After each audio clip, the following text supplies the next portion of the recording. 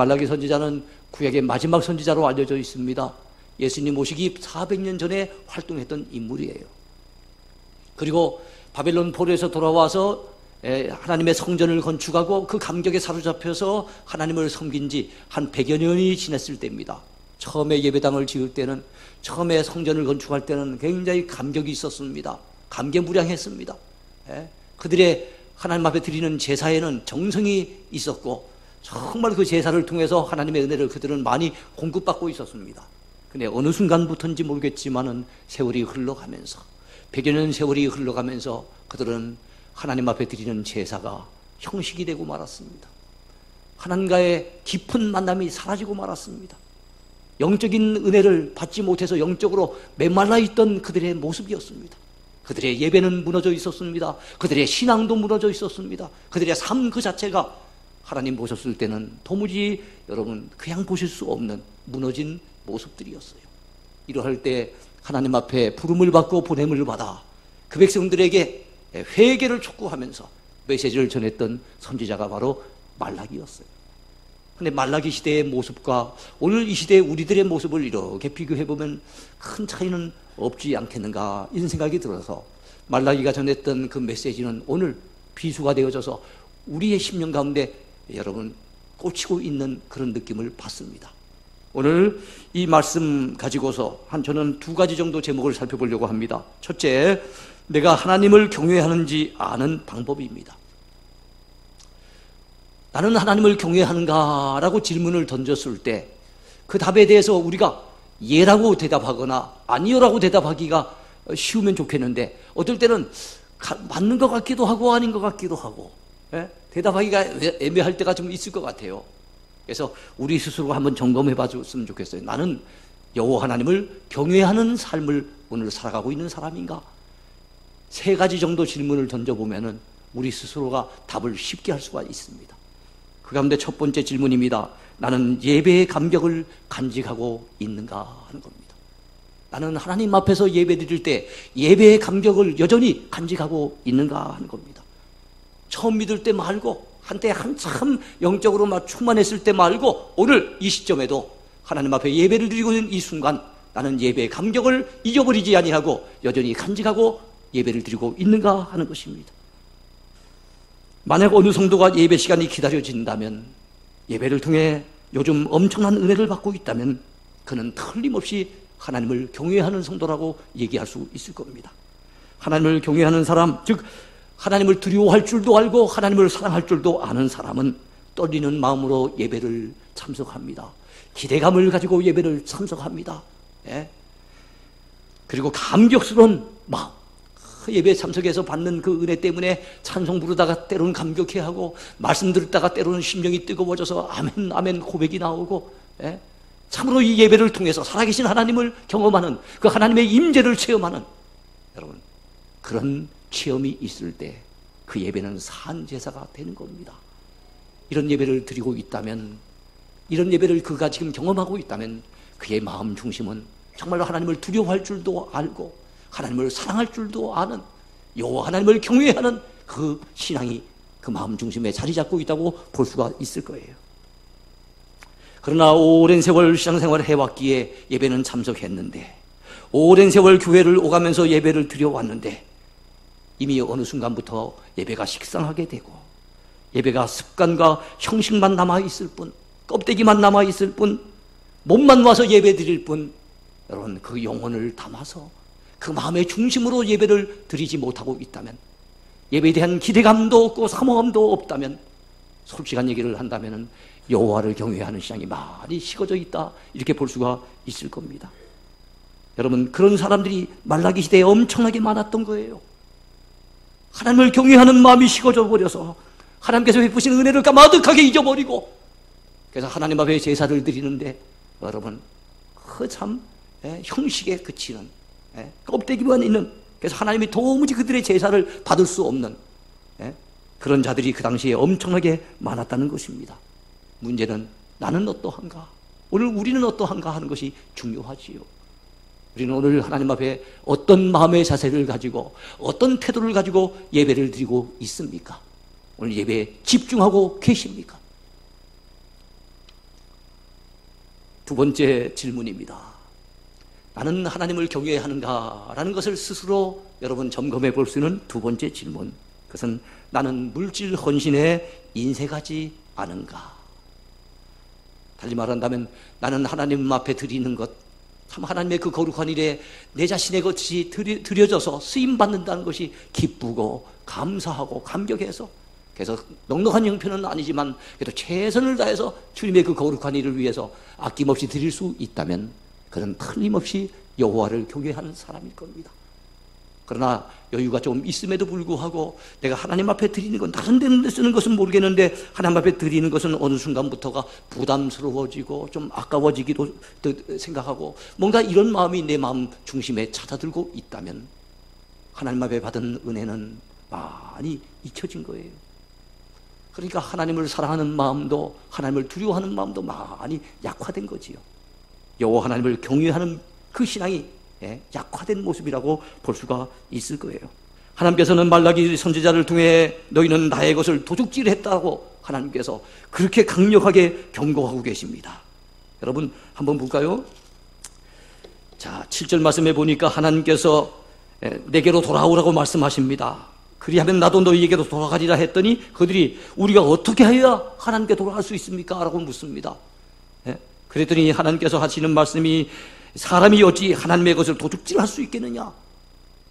사람이 사람의 것을 도둑질해도 이거는 큰 잘못일 텐데 어찌 하나님의 것을 도둑질할 수 있겠느냐라고 말씀하십니다. 그랬더니 아니 언제 우리가 하나님의 것을 도둑질했습니까? 라고 그들이 또 캐묻습니다. 그들은 끊임없이 이렇게 반문을 해요. 하나님이 말씀하시는 데 대해서 수긍할 줄 몰라요. 그랬더니 하나님께서 너희의 11조와 봉헌물이라, 하나님 앞에 마땅히 구별되어야 될 11조와 봉헌물을 드리지 아니하면서도 너희가 하나님의 것을 도둑질하는 줄 알지 못하고 있느냐라고 하나님이 말씀하고 계십니다.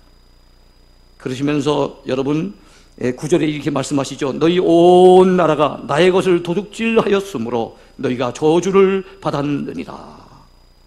참 두려운 말씀이에요. 자, 이런 말씀을 선지자를 통해서 전하시는데도 그 당시 사람들은 그걸 수긍하거나 엎드려져서 회개할 줄 몰랐어요. 언제 우리가 그랬습니까? 어떻게 우리가 그런 적이 있습니까? 라고 꼬박꼬박 여러분 시어머니한테 말대꾸하는 그 며느리 마냥 하나님 앞에 대꾸하고 있는 그들의 모습을 볼 수가 있어요. 잘못을 행하고도 그것이 잘못인 줄도 깨닫지 못하고 있는 사람들. 그러니 어찌 그들을 여호와 하나님을 경외하는 자들이라고 얘기할 수가 있겠습니까?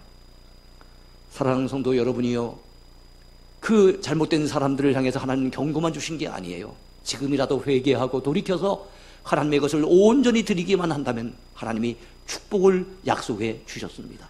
그것이 바로 말라기 3장 10절 말씀이시죠.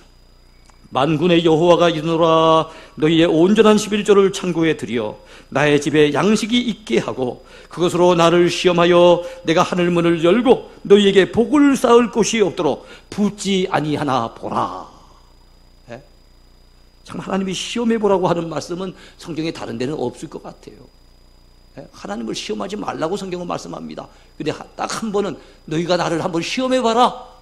너희 온전한 11조를 하나님 앞에 드린다면 어떻게 하시겠다는 겁니까? 너희의 창고가 차고 넘치도록 복을 부어주시는지 부어주시 않으시는지 보라는 거예요. 여러분이요, 11조는 우리가 하나님을 향한 물질의 신앙의 고백입니다. 물질을 통해서 하나님 앞에 올려드리는 신앙의 고백이에요. 하나님이 이 물질도 하나님이 주셨습니다. 저의 몸도 하나님이 주셨고 저의 생명도 하나님이 주셨고 구원의 선물도 하나님이 주셨고 사랑하는 자녀들도 하나님이 주셨고 그것처럼 하나님 제 생업도 이 사업터도 하나님이 주셨습니다. 이 직장도 하나님이 주셨습니다. 제가 벌어들이는 것 이거 하나님이 건강 주시고 또 일터를 주셨기에 가능한 일이었습니다. 하나님의 은혜로 주신 하나님의 것입니다 라고 하는 신앙의 고백을 담아드리는 게 10의 1조인 거예요. 사랑하는 성도 여러분이요, 우리 모두는 하나님 앞에 하나님의 것을 구별할 줄 아는 지혜로운 사람이 됩시다. 11조도 하나님의 것이잖아요. 사실 10에 10을 다 달라고 해도 드려야 될 것 아닙니까? 사실 그렇잖아요. 근데도 하나님은 자비하셔서 신앙의 고백을 담아서 꼭 필요한 부분만 하나님이 요구하시는 거예요. 그리고 그것을 하나님의 거룩한 일에 쓰도록 하나님이 역사하시고 대신에 하나님이 그 빈 부분들을 더 그 이상의 것으로 채워주시고 여러분, 우리는 하나님 앞에 축복을 바라보고 심어줘 드린 게 아닙니다. 신앙 고백을 담아 드리는 거예요. 감사함으로 드리는 겁니다. 그런데도 하나님은 그걸 기쁘게 보시고 복으로 갚아 주신다는 거죠. 할렐루야. 예? 여러분, 세 번째 질문입니다. 내가 하나님을 경외하는지 알 수 있게 하는 세 번째 질문, 그것은 나는 믿음의 언어를 사용하는가 하는 겁니다. 나는 믿음의 언어를 사용하고 있는가? 내 입에서 나가고 있는 이 말들은 하나님께 영광이 되고 이웃에게는 유익을 끼치고 교회는 덕을 끼치는 참으로 믿음의 말인가? 하나님이 그 말을, 내가 쓰는 그 말을 들으셨을 때 하나님이 기뻐하실 만한 말인가를 여러분, 우리 자신이 돌아봐야 됩니다. 믿음의 말을 하고 있다면 그분은 틀림없이 하나님을 경외하는 사람일 거예요.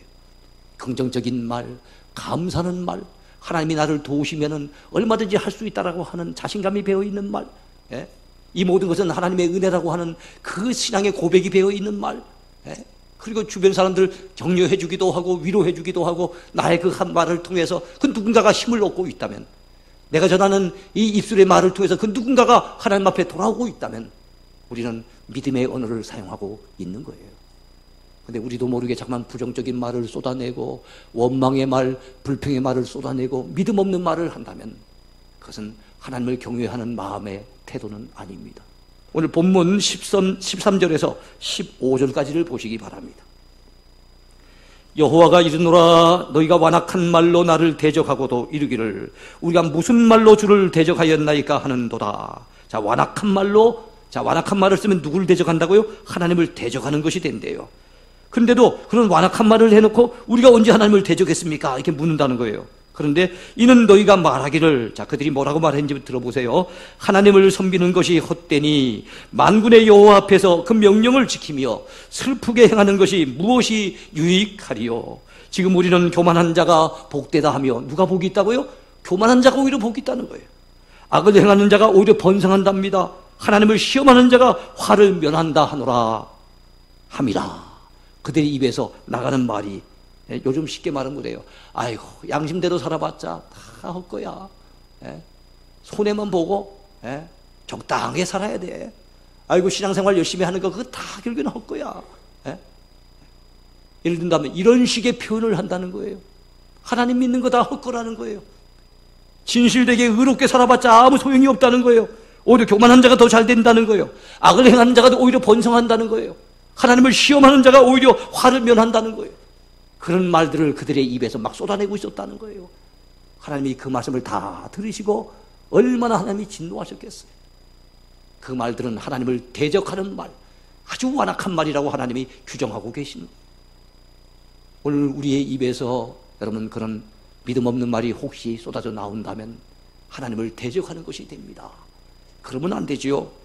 여러분, 그런데 다른 사람들도 있었어요. 자, 어떤 사람이 있었습니까? 여러분, 그 밑에 16절 말씀을 보세요. 그때 여호와를 경외하는 자들이 피차에 말하며 여호와께서 그것을 분명히 들으시고, 자, 믿음 없는 사람들이 완악하게 하는 말만 있는 게 아니에요. 여호와 하나님을 경외하는 자들이 피차간에 말하는 것도 있는 거예요. 그런데 하나님이 그들의 말을 귀담아서 열심히 들으셨다는 거예요. 민수기 14장 27절에서 28절까지 우리가 되새겨봐야 될 대단히 중요한 말씀이 나옵니다. 나를 향하여 원망하는 바, 그 원망하는 말을 내가 들었노라. 너희 말이 내 귀에 들린 대로 내가 너희에게 행하리니. 그럼 민수기 14장은 어떤 내용입니까? 가나안 땅을 여러분 바라보면서 정탐꾼을 보냈는데 그들이 돌아왔는데 10대 2로 갈라지죠. 다수 10사람이 믿음 없는 말로 보고를 합니다. 그랬더니 온 백성들이 거기에 그 말에 미혹이 됩니다. 그래서 믿음 없는 말들은 많은 사람들을 전염시킨다는 거 알아야 됩니다. 믿음으로 말하는 사람은 둘밖에 없습니다. 그런데 하나님이 다 들으신 거예요. 믿음 없는 사람들은 뭐라 그럽니까? 그 땅에 못 들어간다는 거예요. 그 땅에 들어가면 우리 처자가 다 사로잡힌다는 겁니다. 그들은 여러분 기골이 장대한 네피림의 후손이고 그 앞에 서니 우리는 메뚜기만도 못하다는 거예요. 그들의 결론은 들어갈 수 없고 들어가지도 못한다는 거예요.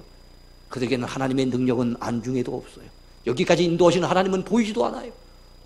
그런데 다른 사람들이 있었어요. 여호수아와 칼렙 같은 사람이 있었습니다. 백성들이여 들으세요.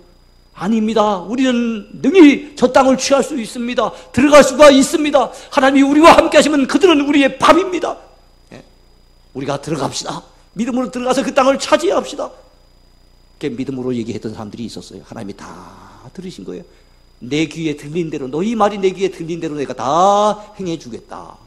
여러분, 믿음 없이 말하는 사람들은, 들어갈 수 없다는 사람들은 결국 한 사람도 들어가지 못하고 광야에서 40년 동안 다 유리방황하다가 멸망당하고 말았습니다.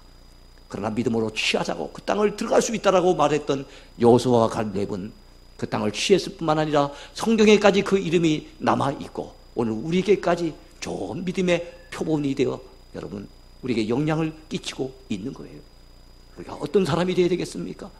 정말로 우리가 여호와 하나님을 경외한다면 우리의 입에서 믿음의 말이 나와야 될 줄로 믿습니다.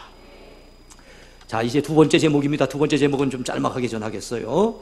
자, 두 번째 제목은요, 하나님을 경외하는 자에게 주시는 은혜입니다. 하나님을 경외하는 자에게 그러면 어떤 은혜를 주시는가?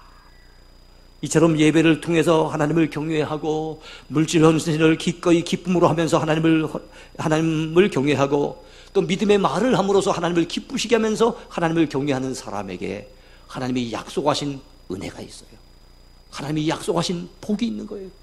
그게 무엇입니까? 첫째로 하나님 앞에 기념책에 그 하나님 앞에 있는 기념책에 그의 이름과 그의 행적이 다 기록이 된다는 겁니다.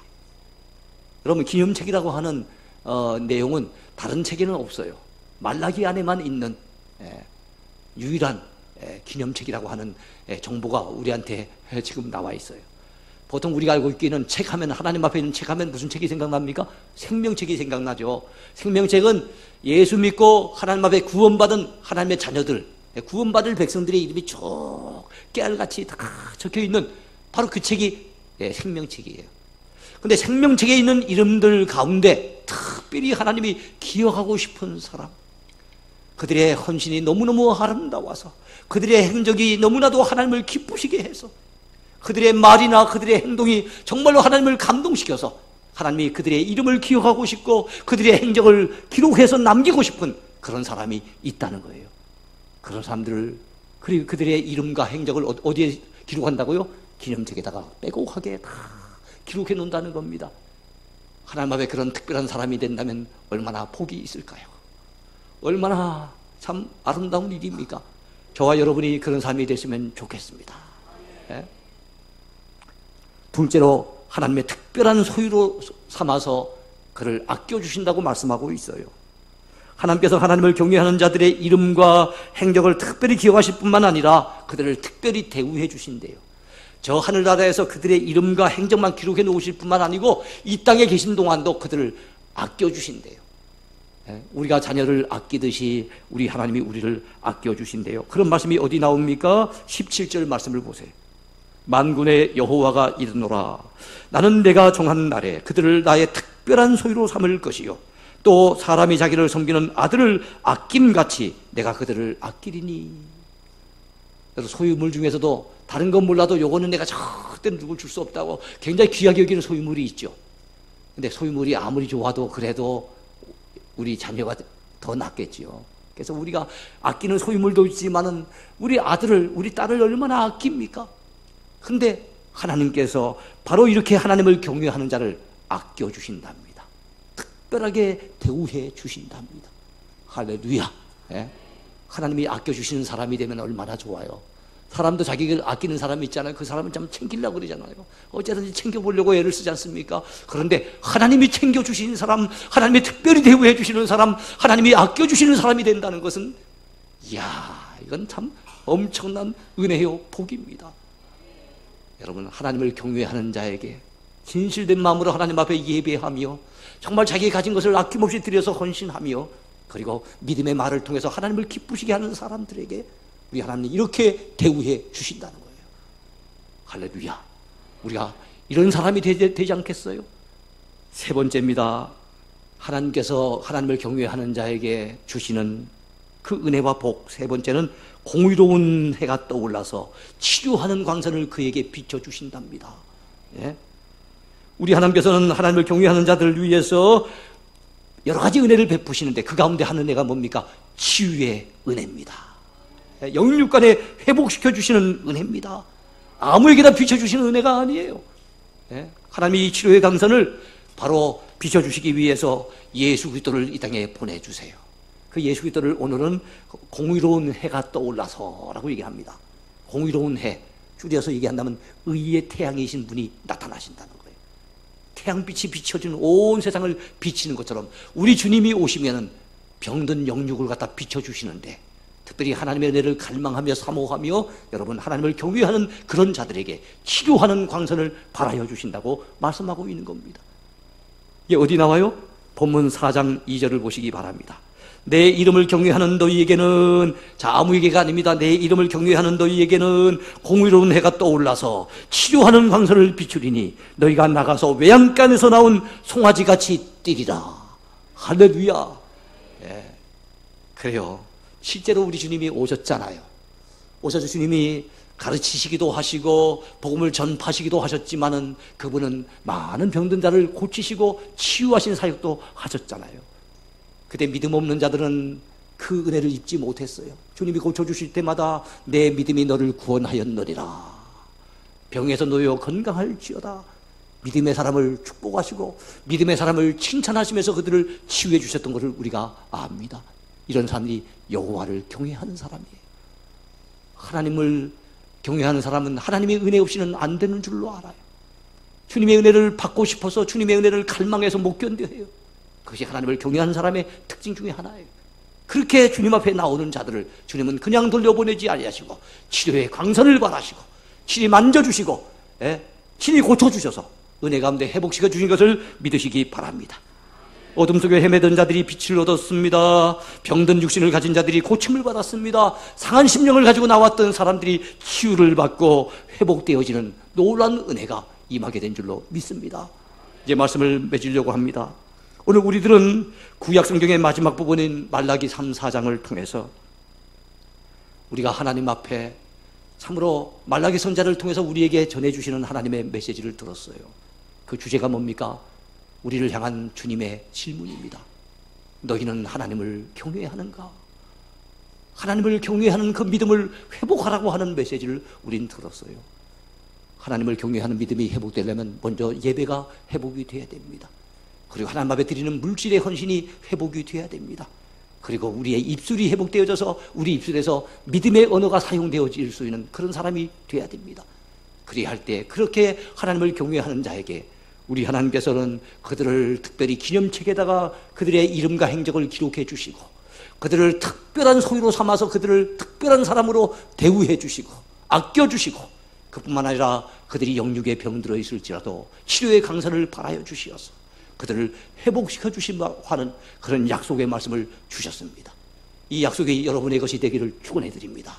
여러분의 삶 속에서 그대로 이루어지는 역사가 있게 되기를 축원해 드립니다.